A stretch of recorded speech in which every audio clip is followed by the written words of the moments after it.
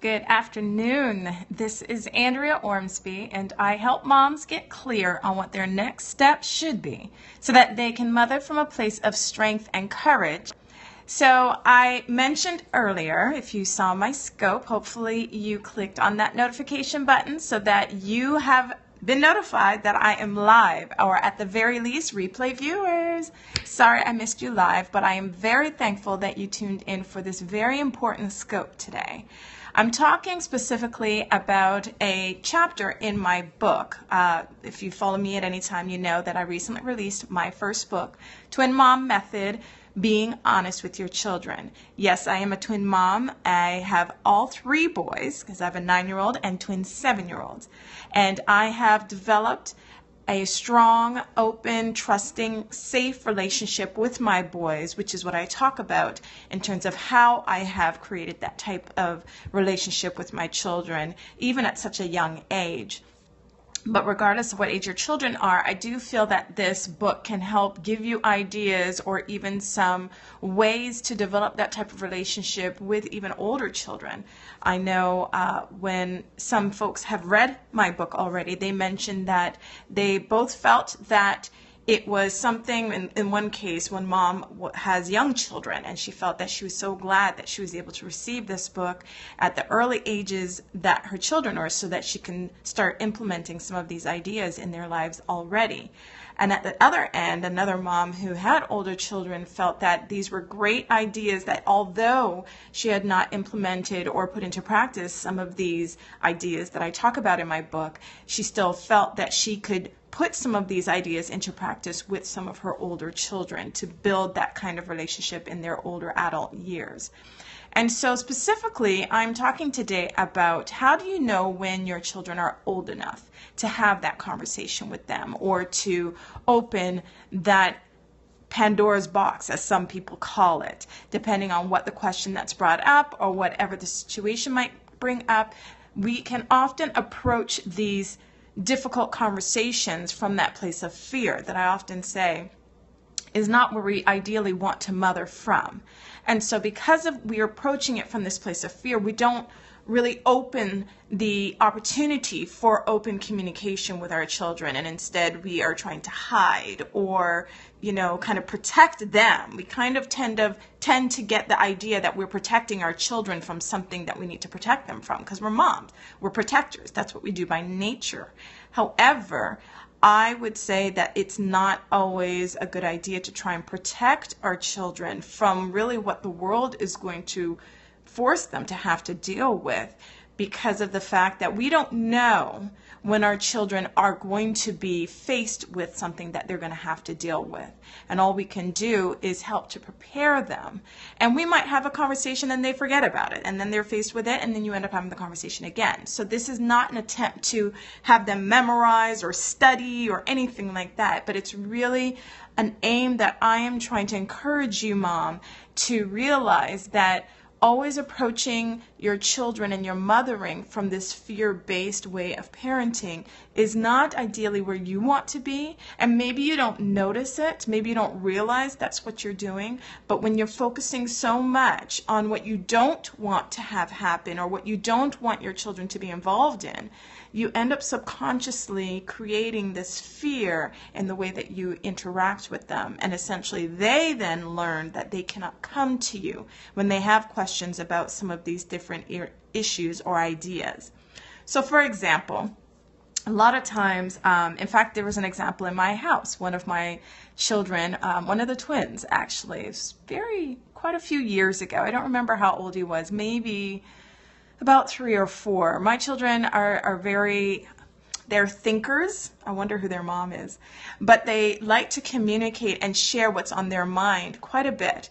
And so one of my children, it was I think it was a Saturday morning, so we didn't have school or anything to rush off to, and I had gotten dressed, but I chose not to put on a bra.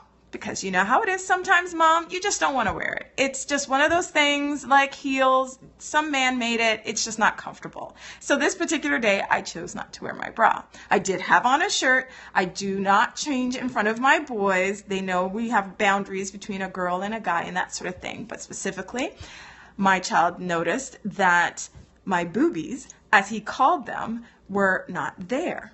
And so I talk about this conversation in my book that I talked about with my son, and how he says to me, "Mommy, where are your boobies?"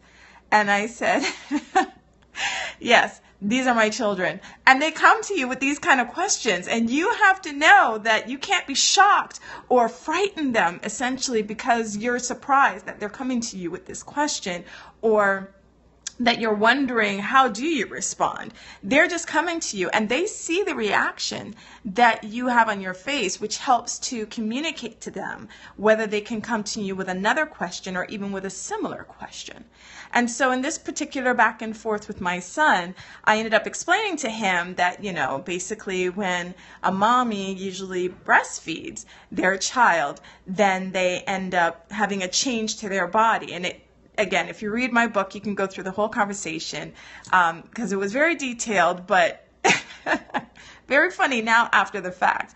But specifically, I ended up going upstairs because we ended up having to go out that day. So I ended up making breakfast and feeding my boys. I have 3 boys. And after we had breakfast, I got myself dressed for us to leave the house. So of course I put my bra on. And before I got my coat on, that same son noticed, and he said, "Mommy, your boobies are back."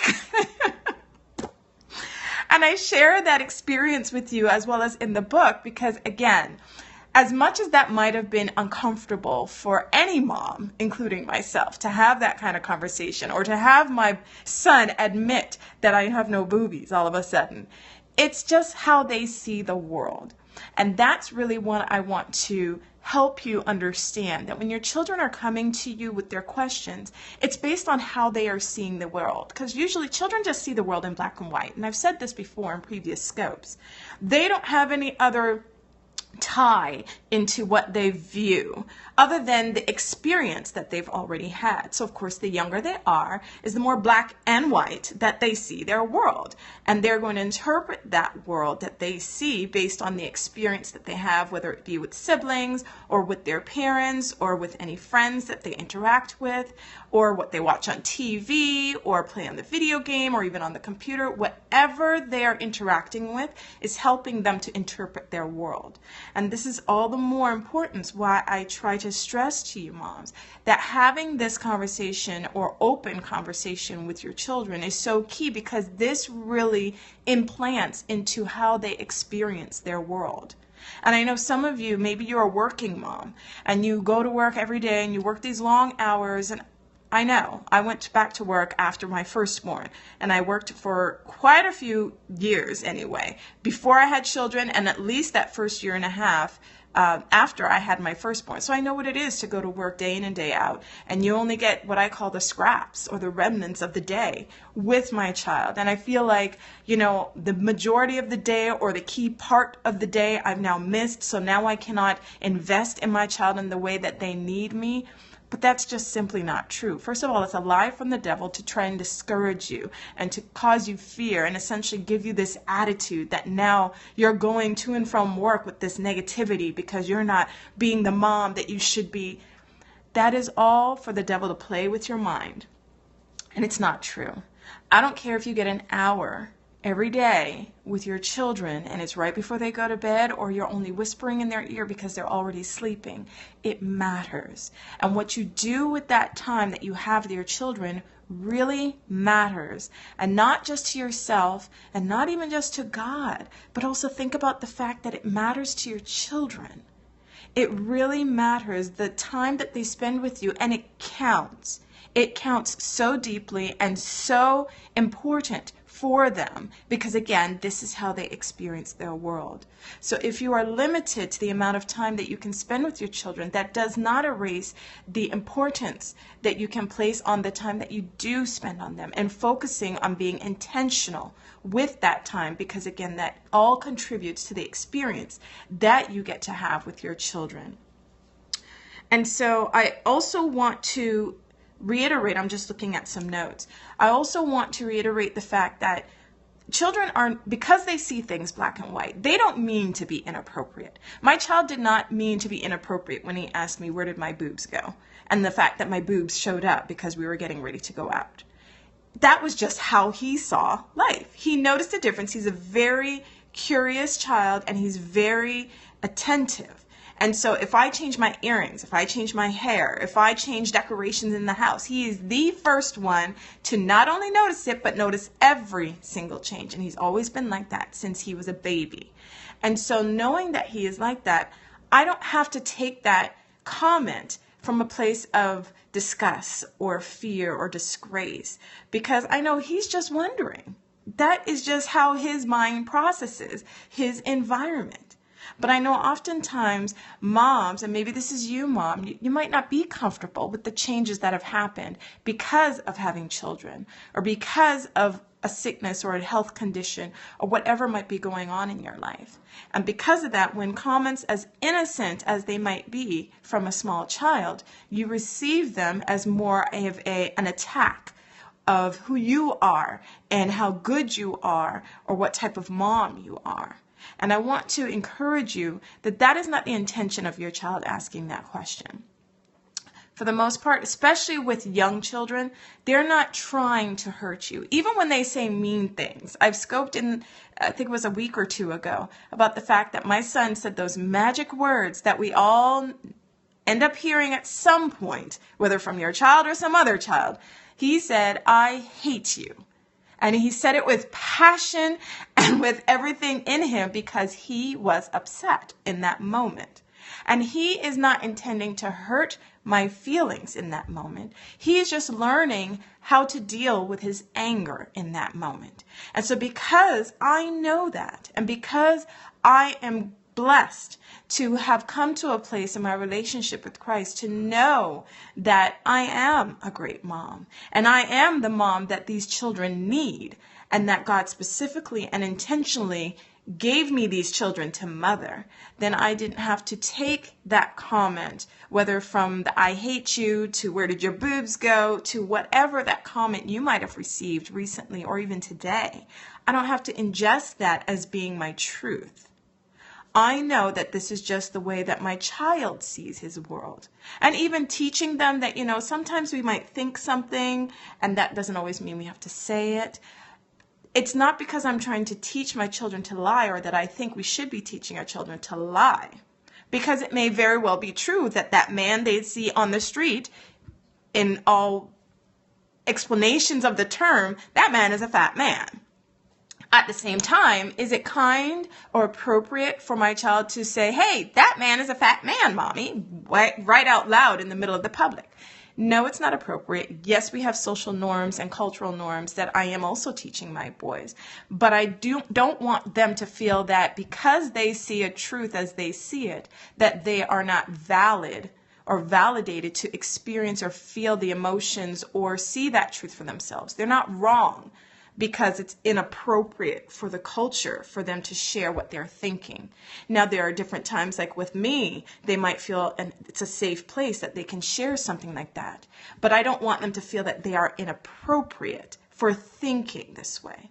And so this is the intentionality that I'm coming behind. And I am not trying to approach this from this fear place. I'm approaching their questions and the way that they're viewing their world from knowing that this is how they're viewing the world. And I'm helping them to understand what they're viewing and what they're experiencing so that they can understand it for themselves. That is my goal. And having that goal in mind, I can take whatever question that they come with, as shocking, as surprising as it might be, but still have this focus in mind that is more important for me to share understanding with them than for me to be uncomfortable and hide behind my discomfort. So my takeaway for you is specifically think about being intentional and building that safe place with your child. I know we are busy as moms. I know you're busy. I've got 3 little boys. They are very active. They're all boy. And we don't sit at home twiddling thumbs every day. Even if we just did school, they're not that type. I'm not that type as a mom. And so we have a busy life.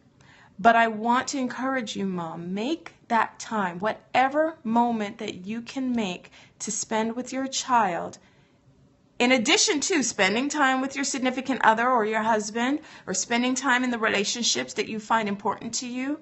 It is important with the time that you designate And that's intentional, designating time with each of your children one-on-one. I do this with my boys at least once a month.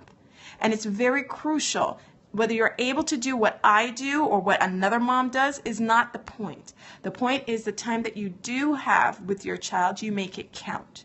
You make that be a safe place, and that you make it be an open place. They may not say very much. Some children, like at least one of my children, when I pick up all of them from school, I pick them up and I drop them off. And usually when I pick them up, typical question, how was your day? And I'll have one that will just keep on talking the whole ride home if you let him.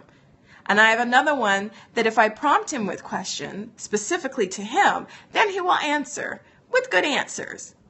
I have another one that'll give the typical, great. How was school? Fine.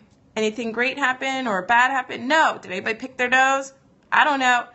Just the one word kind of answers. However, that same child is the same child that right before I'm putting him, well, I've already put them to bed. I've covered them up, tucked them in, given them kisses and good night. And it is without fail that usually I'd say about 6 or 7 times out of a week, every night he would call me back. And I'd know this is his time to let it all out. And I can't tell you some of the really deep conversations that I've had with this child in that 30-minute, 20-minute, 45-minute period of time, which has been right at the end of the day. For him, that has been his opportune time to talk with me. He has me one-on-one. He doesn't have his brothers or any other distraction. He just gets to be with mommy and share whatever is on his heart.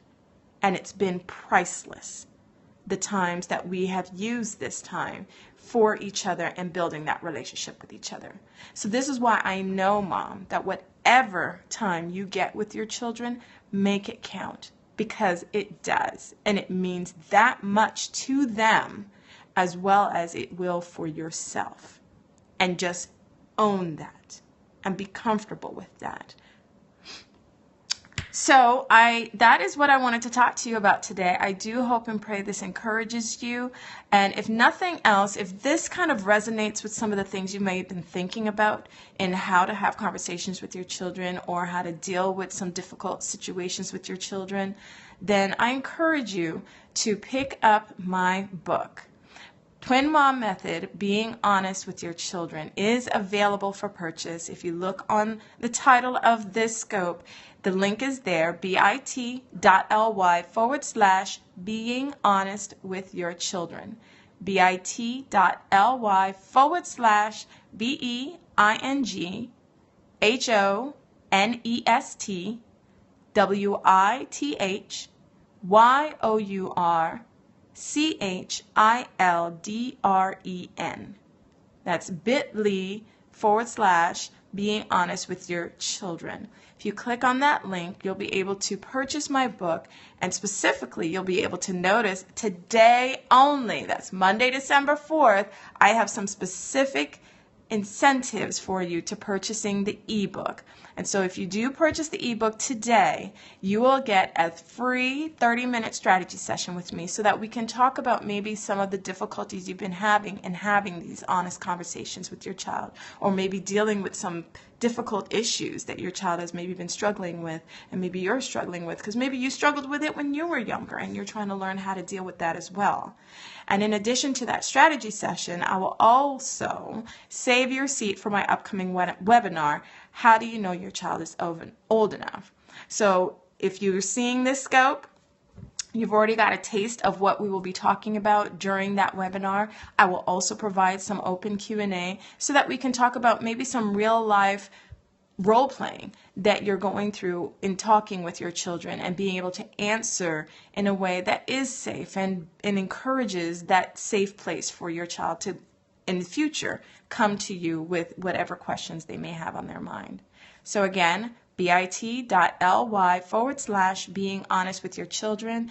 Monday, December 4th, you want to purchase that ebook. Make sure you go to do that. And definitely, we all know moms, and I know you know at least one, that you care about who would be blessed by not only hearing this scope, but would also be blessed. I apologize, that's my phone. Let me go turn it off.